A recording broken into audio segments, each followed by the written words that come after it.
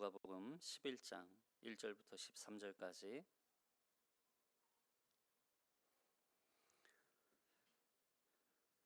함께 봉독합니다. 예수께서 한 곳에서 기도하시고 마치심에 제자 중 하나가 여짜오되 주여, 요한이 자기 제자들에게 기도를 가르친 것과 같이 우리에게도 가르쳐 주옵소서. 예수께서 이르시되 너희는 기도할 때 이렇게 하라. 아버지여, 이름이 거룩히 여김을 받으시오며 나라가 임하시오며 우리에게 날마다 일용할 양식을 주시옵고 우리가 우리에게 죄 지은 모든 사람을 용서하오니 우리 죄도 사하여 주시옵고 우리를 시험에 들게 하지 마시옵소서 하라. 또 이르시되 너희 중에 누가 벗이 있는데 밤중에 그에게 가서 말하기를 벗이여, 떡 세 덩이를 내게 구워 달라.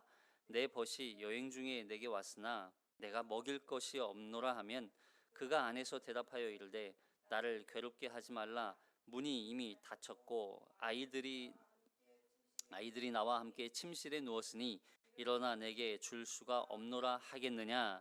내가 너희에게 말하노니 비록 벗됨으로 인하여서는 일어나서 주지 아니할지라도 그 간청함을 인하여 일어나 그 요구대로 주리라.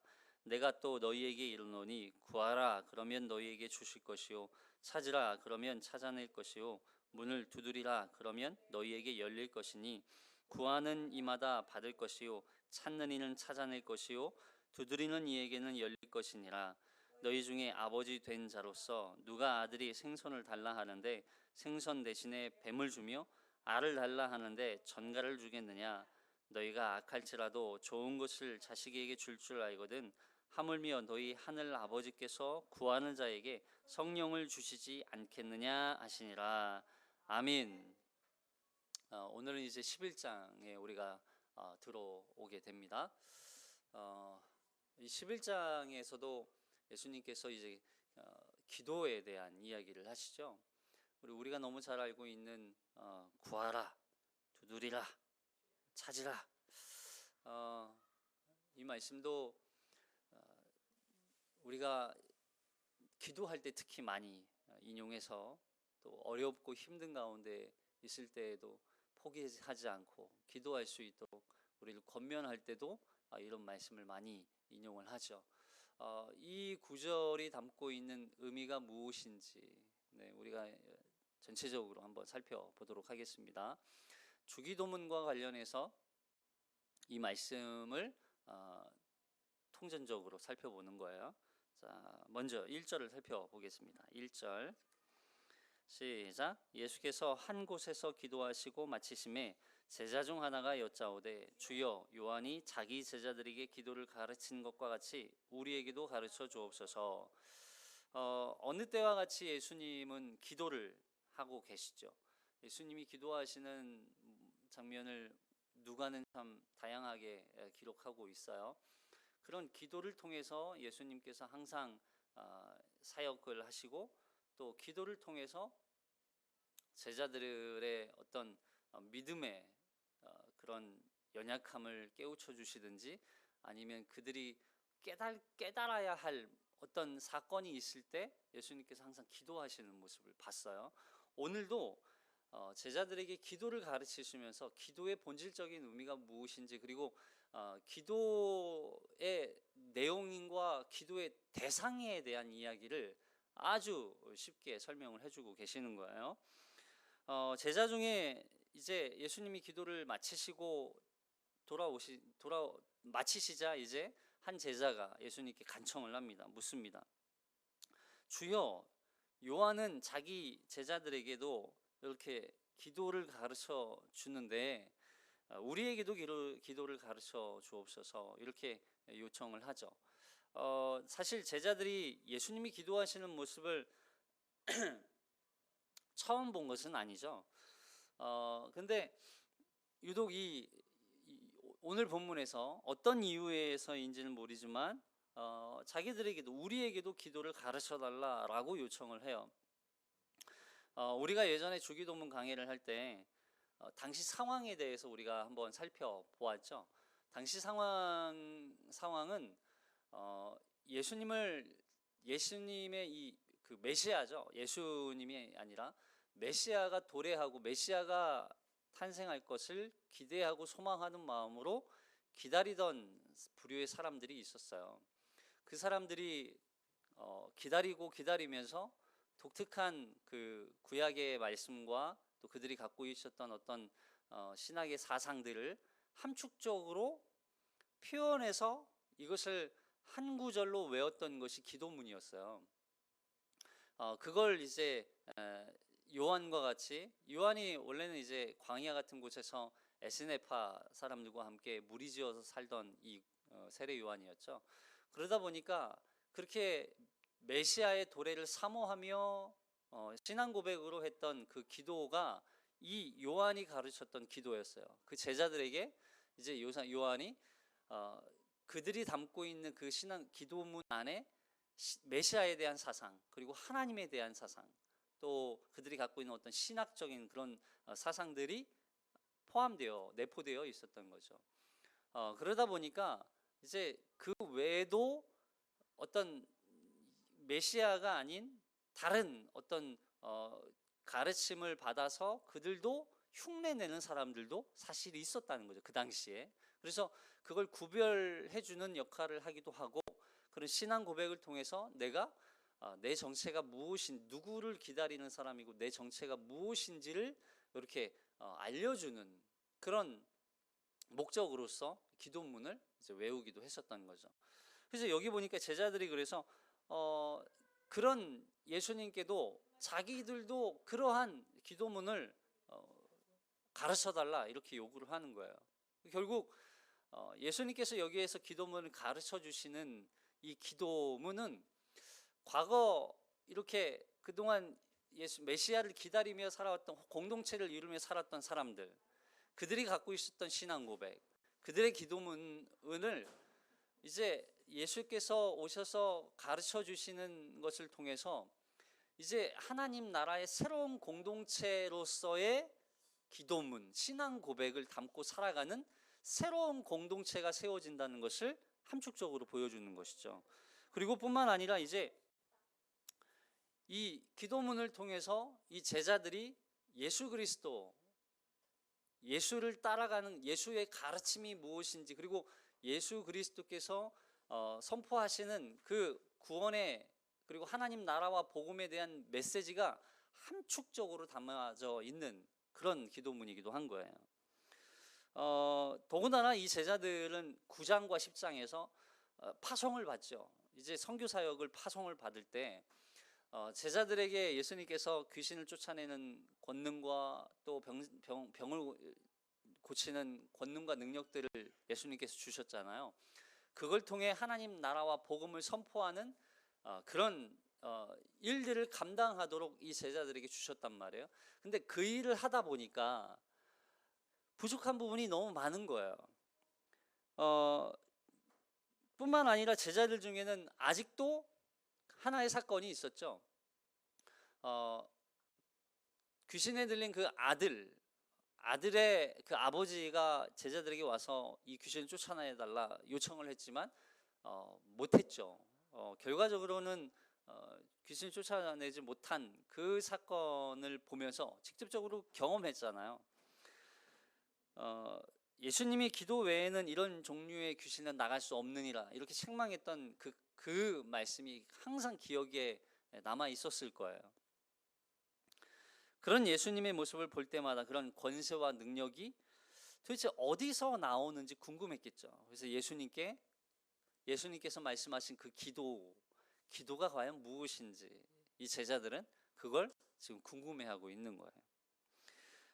그리고 한 가지 더 짚고 간다면, 누가가 이제 이 문맥상으로 앞으로 이 예수님과 함께 예루살렘을 향해 나아가는 이 예수님의 여정 가운데, 그리고 제자들이 함께하는 그 여정 가운데 앞으로 닥칠 어마어마한, 그들이 상상할 수 없는 수많은 어려움과 고난과 역경들이 그 앞에 놓여 있다는 것을 미리 보여주면서 그걸 감당할 수 있도록, 그것을 견디고 인내할 수 있도록, 그리고 결과적으로 그 기도를 통해서 무엇을 얻어야 하는지를 이제 설명해 주고자 하는 거예요.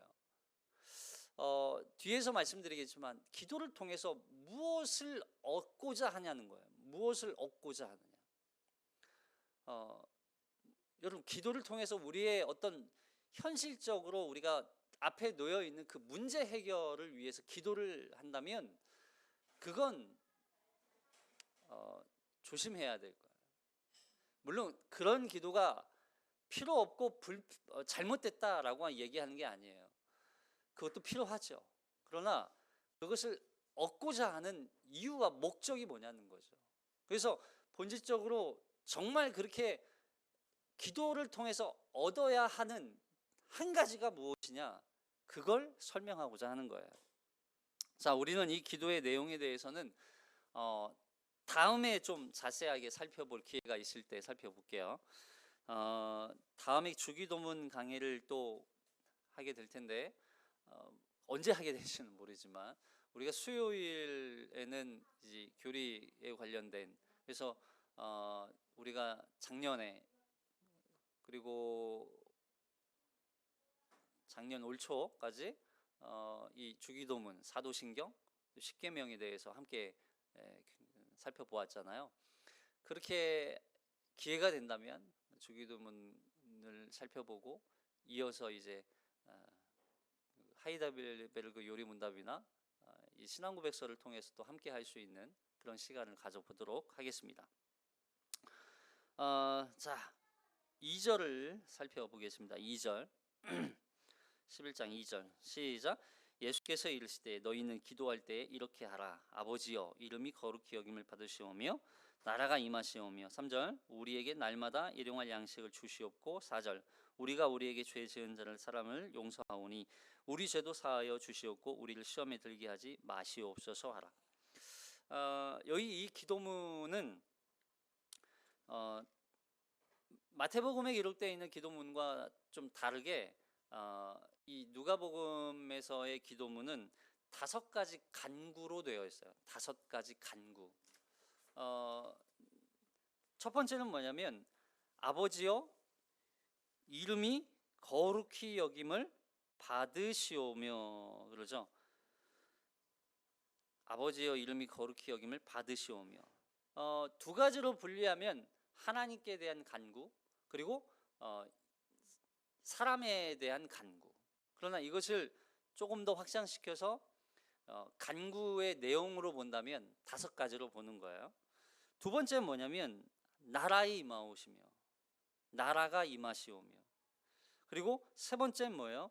우리에게 날마다 일용할 양식을 주옵시고. 그죠? 세 번째 간구죠. 자, 네 번째는 무슨 간구일까요?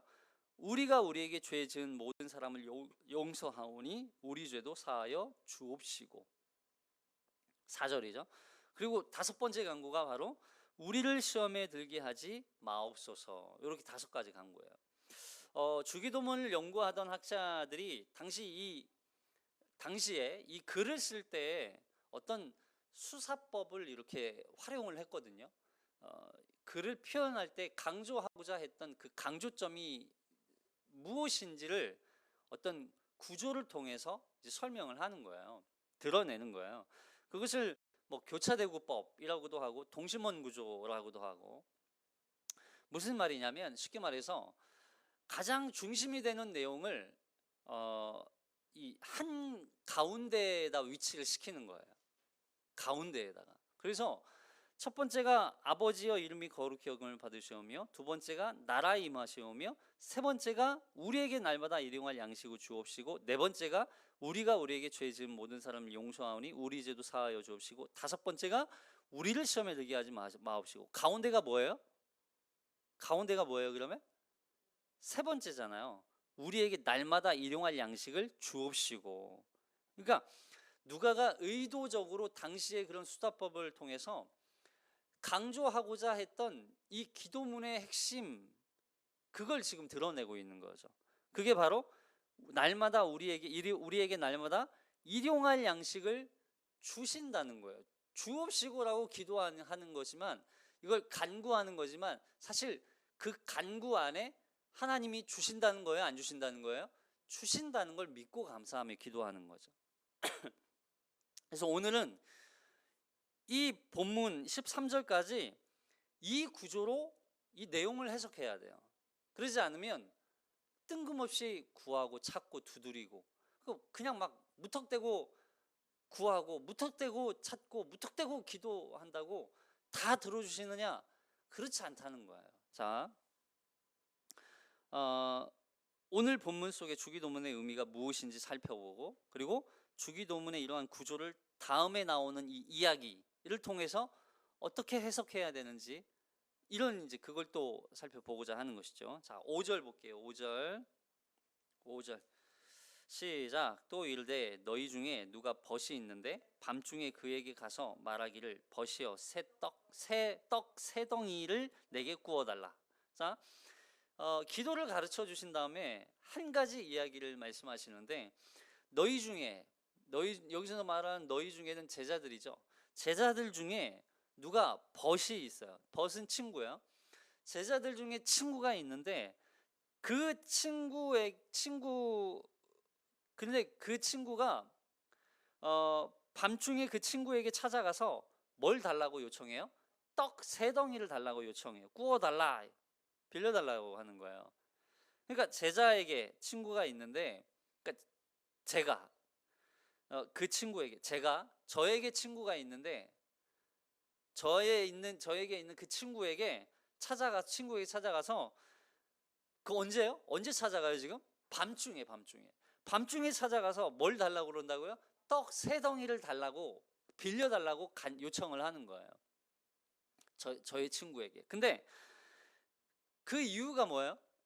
단순히 배고파서? 밤이 됐는데 배가 출출한데 우리 집에 먹을 게 없으니까 친구에게 찾아가요? 그렇지 않죠. 자, 여기 6절을 볼게요.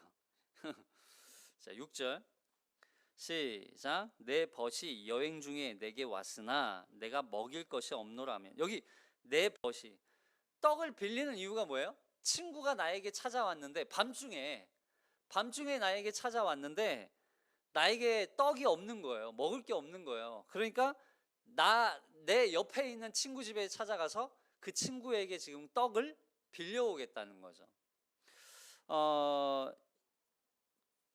참 이상하지 않아요? 이상한 것 중에 한 가지가 바로 밤중이에요. 밤중에 우리의 사고로는 밤중에는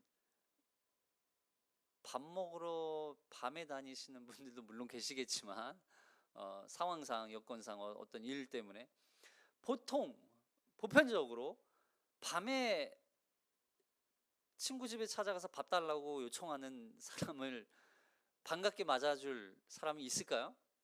없죠. 거의.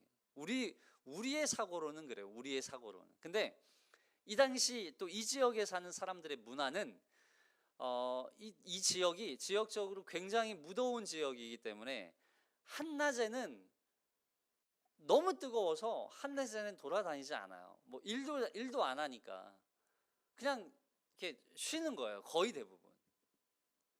그러다 보니까 여행을 하든 뭐 일을 하든 또 어떤 모임을 하고 어떤 교제를 하든 항상 저녁 시간대 어두워지면 그런 시간을 갖는 거예요. 그래서 여기에서도 밤중에 지금 이 친구가 지금 밤중에 뭘 가요? 여행을 가요. 밤중에 여행을 간다? 우리는 이해가 안 되지만 이 사람들에게는 이해가 되는 거죠. 이 사람들은 그게 익숙하니까, 그게 문화였으니까.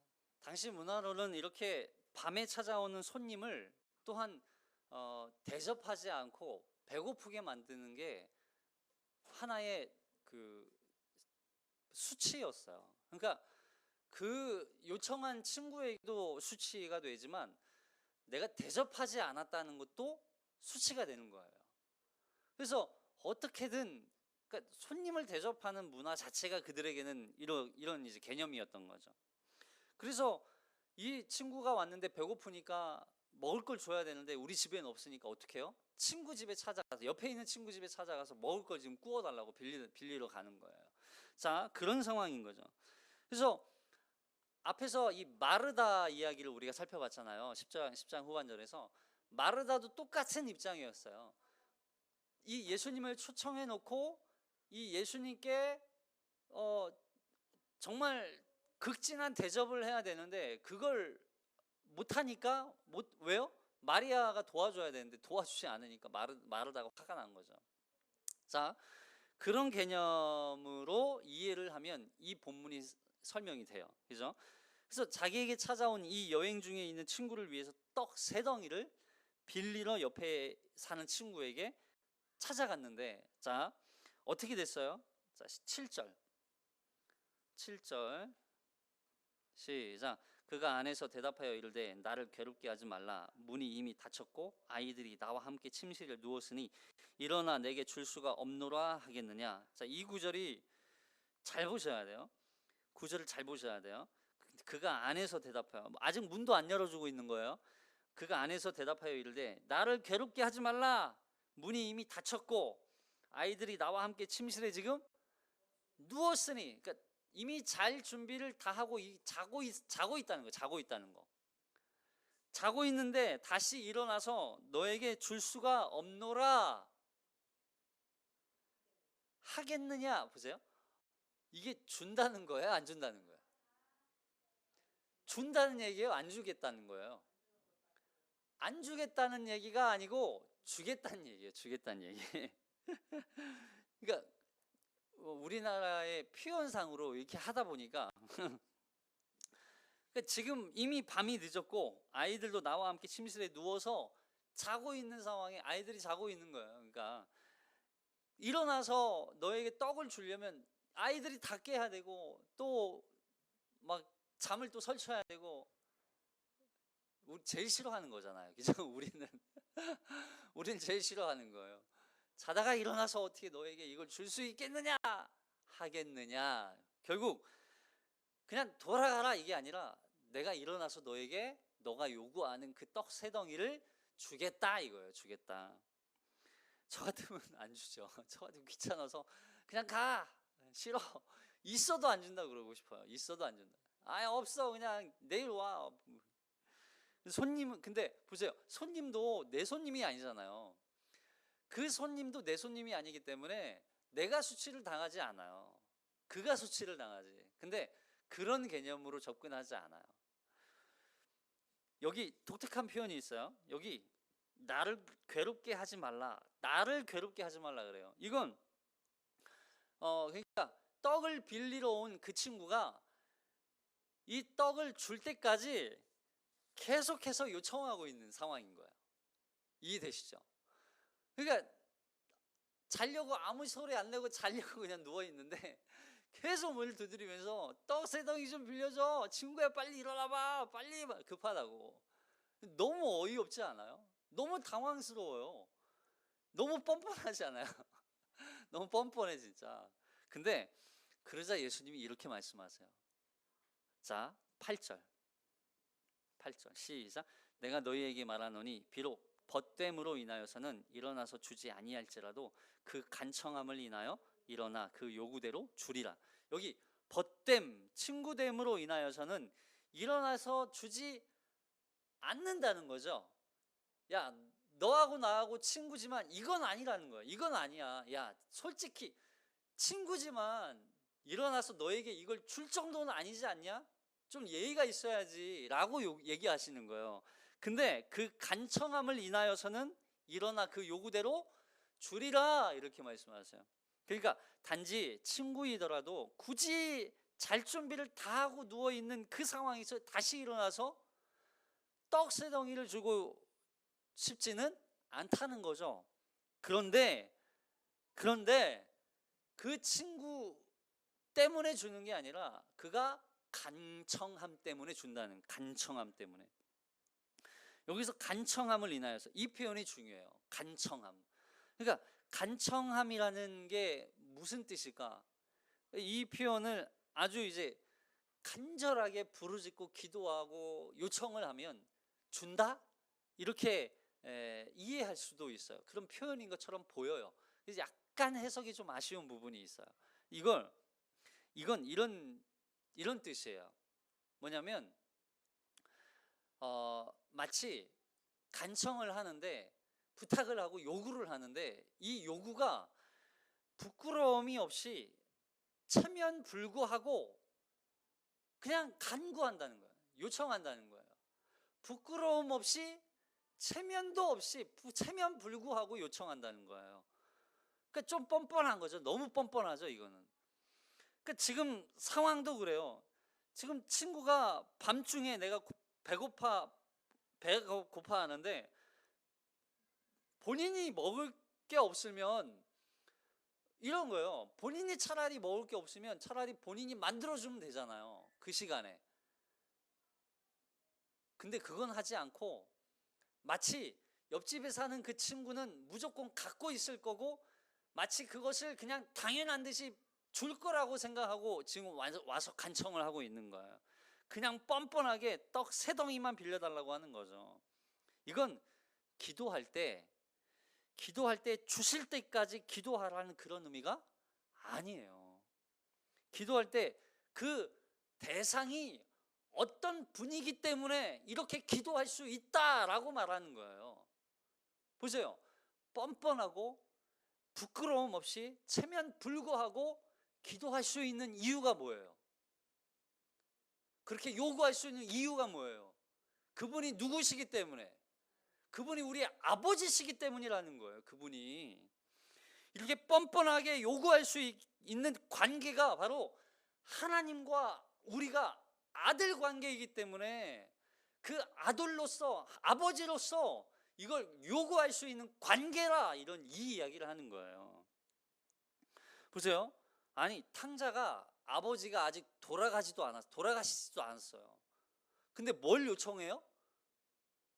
자기 재산 달래요, 자기 재산. 그러니까 원래는 아버지가 돌아가셔야만 자기에게 할당되어 있는 그 재산이 있어요. 그 재산을 아버지가 돌아가셔야만 그걸 유산으로 물려받을 수 있어요. 근데 아버지가 돌아가시지도 않았는데 그 재산을 지금 당당하게 뻔뻔하게 부끄럼도 없이 요청하고 있는 거예요. 이게 말이 돼요? 근데 이게 가능한 이유가 뭐예요? 아버지와 아들 관계이기 때문에 그런 거예요. 아버지와 아들 관계이기 때문에. 여러분, 아버지한테, 부모님한테 뭐 달라고 그러는데 막 부끄러워하면서 달라고 그래요? 부끄러워가지고 말도 못하고 어떡하지 이러면서 부모님께 뭐 요청해요? 아니, 그리고 막 체면을 차려요? 내가 이거 달라고 하면 내 체면이 어떻게 되지? 나를 막 얕보고 나를 막 무시하고 이러는 거 아니야? 누구에게 부탁하는데? 부모님께 부탁하는데 이런 체면을 챙겨요? 여러분, 우리 아이들도 그래요. 뻔뻔하게 달라고 그래요. 뻔뻔하게 달라고 그래요. 뭐 아빠 거, 내 거, 자기 거는 무조건 자기 거. 여러분, 이게 자식과 부모와의 관계예요. 여러분, 이게 이상한 관계가 아니라니까요. 그래서 앞서서 주기도문에서 첫 시작이 어떻게 돼요? 주기도문 첫 시작이 어떻게 돼요? 아버지요 그러잖아요. 아버지요. 여러분, 이건요, 아버지 막 이렇게 너무 높은 분이어서 도저히 가까이 할 수 없어서 멀리서 아버지 이렇게 뭐 그 이름을 부를 수 없을 정도로 막 미안하고 죄송스러운 마음으로 아버지 하는 게 아니에요. 이건 그냥 아빠예요.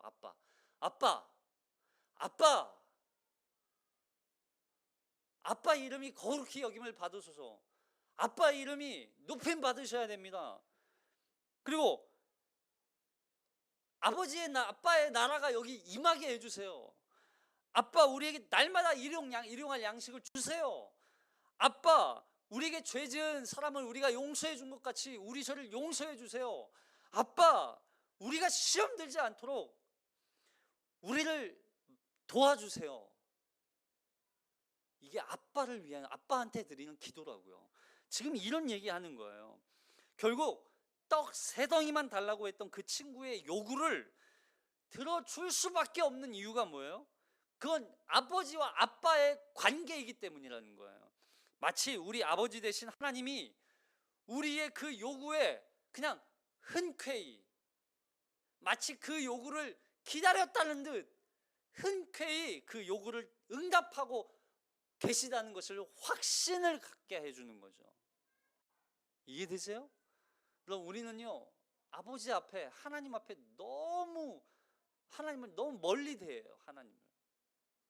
근데 아버지 대신 우리 하나님은요, 그냥 우리와 같이 함께, 그냥 우리가 아빠 편안하게.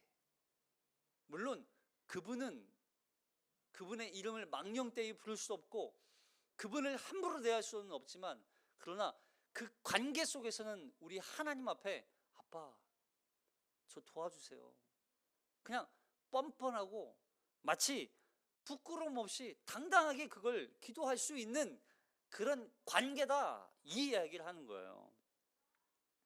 자, 그러면 우리가 하나님 앞에 요구하는 모든 것을 뻔뻔하게 기도하면 된다는 얘기예요?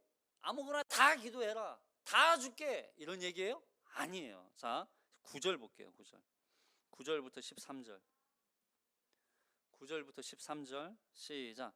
내가 또 너희에게 이르노니 구하라 그러면 너희에게 주실 것이요, 찾으라 그러면 찾아낼 것이요, 문을 두드리라 그러면 너희에게 열릴 것이니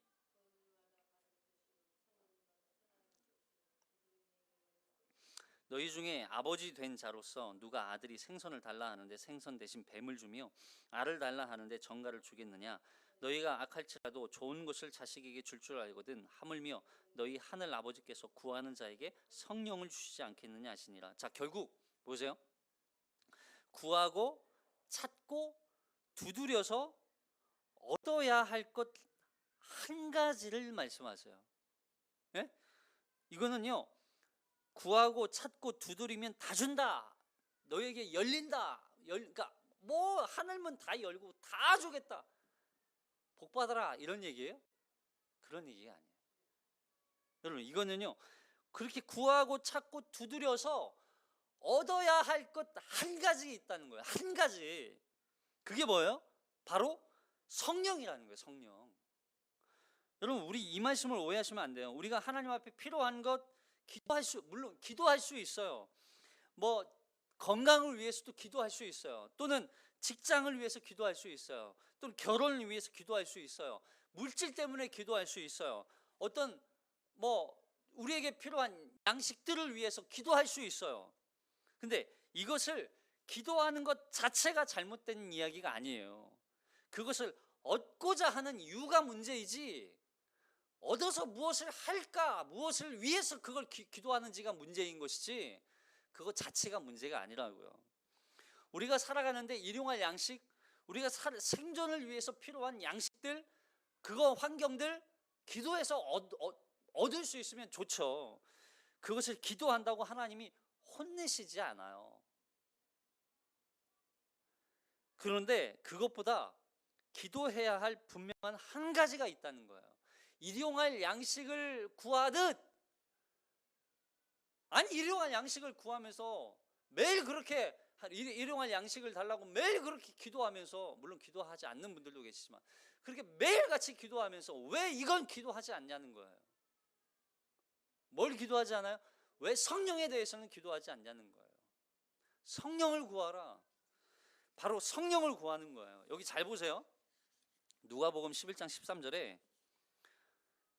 13절에 보니까 너희가 악할지라도 좋은 것을 자식에게 줄 알거든 하물며 너희 하늘 아버지께서 구하는 자에게 성령을 주시지 않겠느냐. 여기 악할지라도 좋은 것을 자식에게 준대요. 그러면 우리 하나님도 좋은 것을 주기를 원하시는 거예요. 그 좋은 것, 정말 좋은 거, 그게 좋은 게 뭐예요? 성령이란. 결국 하나님 입장에서 자식에게 주시는 가장 좋은 거, 그게 뭐예요? 성령이라는 거예요. 우리가 구하는 그 양식, 물질, 직장, 건강, 뭐 결혼, 뭐 어떤 문제 해결, 그것도 좋은 거지만 그거보다 정말 좋은 것, 정말 이거 필요한 거, 그게 뭐라는 거예요? 성령이라는 거예요. 그러니까 성령을 우리에게 주시는 이유는 뭐예요? 우리에게 가장 좋기 때문에. 그래서 그 성령님이 우리에게 오셔야만 우리에게 유익이 되고 우리가 가장 우리에게 필요하기 때문에, 성령이 아니고는 안 되기 때문에 그 성령을 구하라는 거예요. 왜냐하면 그 성령님은 예수님이 앞으로 이제 이 예수님이 승천하실 그 계획, 그날이 지금 차고 있기 때문에 다가오고 있기 때문에 그것을 이루는 데 있어서 성령님이 아주 중요한 역할을 감당하시거든요. 그래서 예수님이 그리스도의 그 직분, 메시아로서의 그 직분을 온전히 완성할 수 있도록 도우시는 분, 그리고 그 예수 그리스도께서 완성해 놓으신 그 구원의 모든 역사를, 모든 일들을 우리가 믿을 수 있도록, 깨닫고 믿을 수 있도록 하실 수 있는 유일한 분이시기 때문에 그 성령을 기다리고 구하라. 그 성령을 구하라는 거예요. 그래서 누가복음 4장 18절 누가복음 4장 18절 시작. 주의 성령이 내게 임하였으니 이는 가난한 자에게 복음을 전하게 하시려고 내게 기름을 부으시고 나를 보내사 포로된 자에게 자유를, 눈먼 자에게 다시 보게 함을 전파하며 눌린 자를 자유롭게 하고. 나는 보세요. 주의 성령이 내게 임하였으니, 이게 이사야의 고백이죠. 앞에서 주기도문에서 일용할 양식에 대한 말씀에서 일용할 양식의 의미는 우리가 살아가는 데 필요한, 존재하는 데 필요한 아주 필수적인 양식을 의미해요. 근데 그리고 이 양식은 오늘 하루를 살아가는 데 필요한 양식이기도 해요. 이 양식.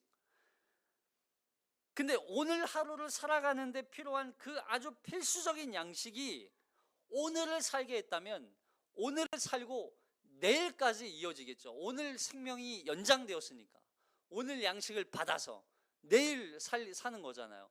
그럼 내일의 양식도 해당이 되는 거예요. 오늘의 양식으로 그치는 게 아니라 일용할 양식은 오늘뿐만이 아니라 내일까지 이어지는 거예요.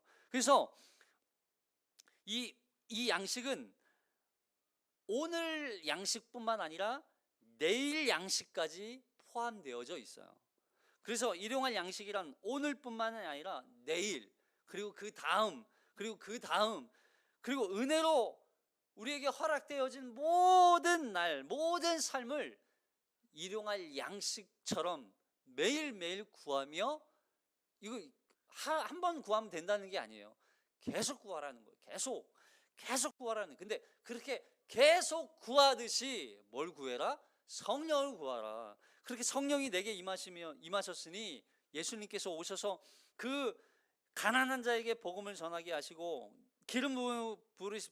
내게 기름을 부으시고 나를 보내서 포로된 자에게 자유를 주고 눈먼 자에게 다시 보게 함을 전파하며 눌린 자를 자유롭게 하실 그 메시아의 사역을 온전히 감당할 수 있도록 그 성령께서 그 일을 이루신다. 그래서 우리는 그 성령의 충만함을 날마다 받아야 돼요. 이제 여기 보니까 하이델베르그 요리문답서에서 125문에 이 간구에 대한 설명이 나와 있거든요. 우리 한번 읽어볼게요. 125문 네 번째 간구의 의미는 무엇입니까? 답 읽습니다. 시작. 우리의 모든 육신적 필요들을 돌아보아 주옵소서. 그러므로 하나님만이 모든 선한 것의 유일한 근원이시라는 것과 하나님의 축복이 없이는 우리의 노고와 걱정, 심지어 하나님께서 부여하신 선물들조차도 우리에게 아무런 유익이 될 수 없다는 것을 알게 해달라는 것입니다. 그리하여 어떠한 피조물도 의지하지 않고 오직 하나님만은 의지하게 해달라는 것입니다. 이게 일용할 양식을 구하는 우리의 목적인 거예요. 자세인 거고. 그렇게 일용할 양식을 구하듯 뭘 구해라? 성령을 구하라. 근데 이 양식을 물질로서의 어떤 양식일 수도 있지만 사실 성경에서 말하는 양식은 바로 예수님이에요. 이 양식은 바로 예수님이에요. 그 양식을 매일매일 먹는 거예요. 어떤 양식? 예수 그리스도를 우리는 먹는 거예요. 그래서 요한복음 6장 48절에 내가 곧 생명의 떡이니라 그래요. 생명의 떡이니라. 말씀이 육신이 되어 이 땅에 오신 그 예수 그리스도를 우리는 먹는 거예요. 날마다 그 예수 그리스도로 우리의 양식 삼고 그 예수의 양식으로 말미암아 우리는 살아가는 거예요. 그 예수와 함께 살아가는 거. 그러니까 일용할 양식을 주옵소서라는 기도는 생명의 떡으로서 영생을 주실 유일하신 예수님을 구하는 기도인 거예요. 우리에게 날마다 영생의 삶을 살게 하실 그 예수를 날마다 구하라. 날마다 구하라. 그 기도를 매일매일 구하는 거예요. 근데 그렇게 부끄러움 없이 예? 간청하며 뭐 체면불구하고 당당하고 떳떳하게 기도할 수 있는 이유가 뭐예요? 바로 하나님이 우리의 아버지이시기 때문에, 그 아버지께서 하루하루를 살아가는 데 필요한 양식처럼 성령을 구하는 자에게 반드시 그 성령을 주시겠다는 거예요. 그 성령을 구하라. 그렇다면 왜 성령을 구해야 할까요? 그 성령이 우리에게 가장 유익이 되기 때문에, 그 성령이. 그래서 요한복음 16장 7절, 요한복음 16장 7절 시작. 그러나 내가 너희에게 실상을 말하노니 내가 떠나는 것이 너희에게 유익이라. 내가 떠나지 아니하면 보혜사가 너희에게 오시지 아니할 것이요 가면 내가 그를 너희에게로 보내리니. 예수님이 승천하셔서 가셔야만 보혜사 성령님이 우리에게 오세요. 그 보혜사 성령님이 오셔야 우리에게 뭐가 된대요? 유익이 된다는 거예요. 왜냐하면 예수 그리스도께서 승천하시면서 보혜사 성령을 우리에게 보내주심으로 말미암아 그 보혜사 성령은 우리에게 보혜사가 뭐예요? 보혜사는 우리를 보호하시고 지키시고 함께 하시고 계속 우리를 간섭하시고 또 우리가 예수 그리스도와 함께 동행하며 살 수 있도록 인도하시는 역할을 감당하는 거예요. 그 성령께서, 그 성령이 우리를 살게 하는 거예요. 매일매일의 그 예수 그리스도의 생명의 양식을 성령으로 말미암아 우리가 먹게 하시는 거죠. 성령으로 말미암아. 그래서 결과적으로 이 누가가 사도행전에 가서 그 성령으로 말미암아 우리가 변화되어질 때 우리의 모습이 어떠한가를 증거하고 있어요. 사도행전 1장 8절, 사도행전 1장 8절 시작. 오직 성령이 너희에게 임하시면 너희가 권능을 받고 예루살렘과 온 유대와 사마리아와 땅끝까지 이르러 내 증인이 되리라 하시니라. 보세요. 성령이 아니고서는 우리는 예수를 주라 시인할 수 없어요. 근데 그 예수를 주라 시인하게 하신 그 성령께서 우리에게 오셔서 우리가 결과적으로 어떠한 사람이 되게 만드세요? 너희가 권능을 받고 예루살렘과 온 유대와 사마리아와 땅끝까지 이르러 내 증인의 삶을 살게 하시는 거예요. 성령으로 말미암아. 성령으로 말미암아. 여러분 오해하시면 안 돼요. 성령은 그냥 단순히 우리에게 어떤 현상적으로 뭐 이렇게 방언을 하게 하고 뭐 이적과 기적을 보게 하고 뭐 이 신비한 어떤 현상들로 나타내는 그런 분이 아니에요. 우리가 그리스도를 주라 시인하게 하고 그리스도를 믿게 하고 그리스도로 깨닫게 하고 그 예수를 믿게 만드시며 또 그 예수 그리스도와 함께 살게 하는, 증인의 삶을 살게 하는 역할을 하시는 게 바로 성령님이신 거예요. 그렇게 만드시는 거죠. 그러니까 성령님의 역할 중 하나는 바로 말씀을 깨닫게 하고 그 그리스도 예수를 믿게 하고 또 그 구원의 은혜를 깨닫게 하셔서 그 성령의 권능으로 결국 증인의 삶을 살게 되는 거예요. 그 제자, 요즘 이 제자들이 언제부터 예수님의 진정한 참된 제자로 살아가요? 성령의 충만함을 받고부터잖아요. 마가다락방에서부터 그들이 성령의 충만함을 입고 성령의 불같은 성령을 그들이 힘입고 나서부터 그들이 그 다락방 안에 꽁꽁 숨어서 두려움에 떨어있던 그들이 두려움의 문을 박차고 나아가서 그들이 참된 하나님의 나라와 복음을 선포하는 그 일들을 감당했다는 거예요. 그게 제자였어요. 그게 증인들이었어요. 그들이 성령을 받고부터 매일 우리는 일용할 양식을 구하듯 뭘 구해요? 성령을 구해야 돼요. 물론 한 번 임하신 그 성령은 우리를 떠나지 아니하시죠. 그러나 그 성령님과 함께 제자의 삶을 살도록 우리를 날마다 우리가 그 성령님과 함께 그 성령을 구해야 되는 거예요. 그래서 그 성령의 충만함으로 결국 증인의 삶을 살게 하시는 그 예수님의 기도, 그 기도가 핵심이었던 거죠. 여러분, 우리가 한 주 정말 성령의 충만함을 힘입어서 그 증인의 삶을 살아내는 한 주가 되시기를 주님의 이름으로 축복합니다. 그렇게 살아낼 때 우리가 이 예수 그리스도께서 행하신 그 구원의 놀라운 역사가 증거하지 않으면 드러내고 싶지 않아도 막 이게 드러내게 되는 거예요. 예수가 어떠한 우리를 위해서 어떤 구원을 이루셨는지 아느냐, 우리가 증인의 삶을 살게 되는 것이죠. 성령의 충만함을 통하여 날마다 그 증인의 삶을 온전히 살아내는 저와 여러분이 되시기를 주님의 이름으로 축복합니다. 기도하겠습니다.